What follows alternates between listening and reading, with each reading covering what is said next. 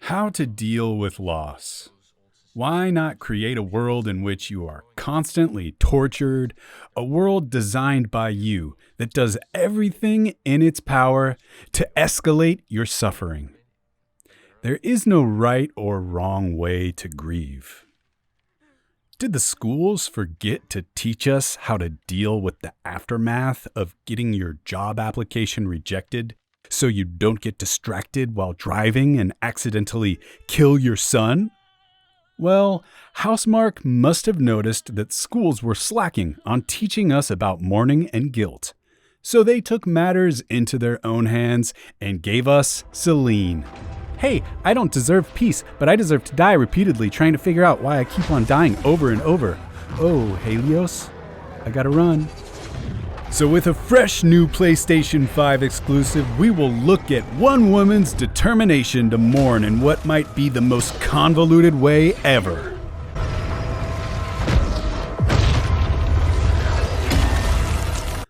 What a wild concept that none of the marketing seems to hint at. If we go by the marketing alone, you would expect a fun roguelike shooter that takes place on a mysterious alien planet. We will give you some third-person shooting with a sci-fi flair to it, and maybe it will take us back to the Gears of War days. But there was something that didn't get too much presence. In fact, there was something always hidden in the trailers and the previews. There would be CGI footage of a decrepit house, followed by first-person footage.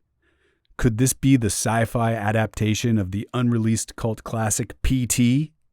With so little information from these trailers, it would be reasonable to expect this game to have some kind of horror element. However, Returnal was never intended to be a scary horror game. Instead, it tells a story about loss, which is an integral part of the game. Had the marketing been clear from the start, I can't imagine how little impact the story would have had on me. I didn't know why Celine was conscious of her resurrection, and neither did she. All of these elements make for an immersive experience. I remember showing my brother a clip from Returnal. Keep in mind that this is someone who has no interest in video games. But I had to show someone, anyone. I intended to talk about the enemy and the Carmine biome. He didn't mention anything about the graphics or the alien enemy. He spoke about the sound and how it reminded him of the Alien films. I realized then that this game was doing something right. It knew how to immerse the player and touch on almost all the senses. I was sucked into the world of Returnal and was genuinely scared to progress and explore. Being rewarded for exploring was not guaranteed.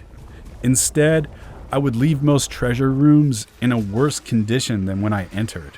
That's just how it was for Returnal. The game decides whether your next run will be fruitful or laborious. Don't get too used to a particular gun. You might not see it for hours. Don't hoard items. You probably didn't realize the best time to use them already passed. Don't get used to a certain enemy type. They're probably going to be buffed on your next run. As much as I loved to progress in this game, it was the most disheartening part of the game. The only other time I felt this mix of excitement and anxiety was when I played Miyazaki games.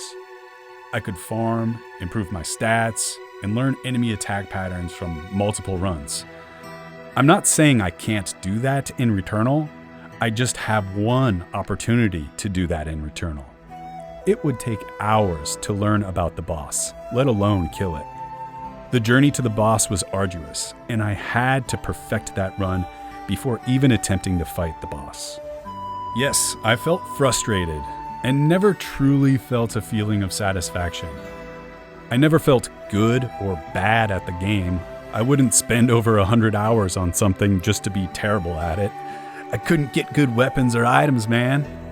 But I am glad that the game made me feel something. And it's something that I have never felt towards a video game, to the point where I'm still thinking about this feeling a year later. I'd like to think that's a deliberate design choice.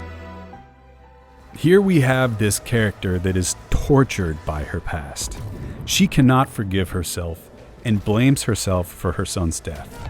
She believes that she does not deserve peace. So how exactly does she grieve? By torturing herself over and over.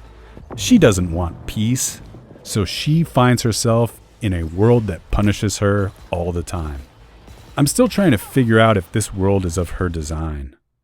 Well, yes or no.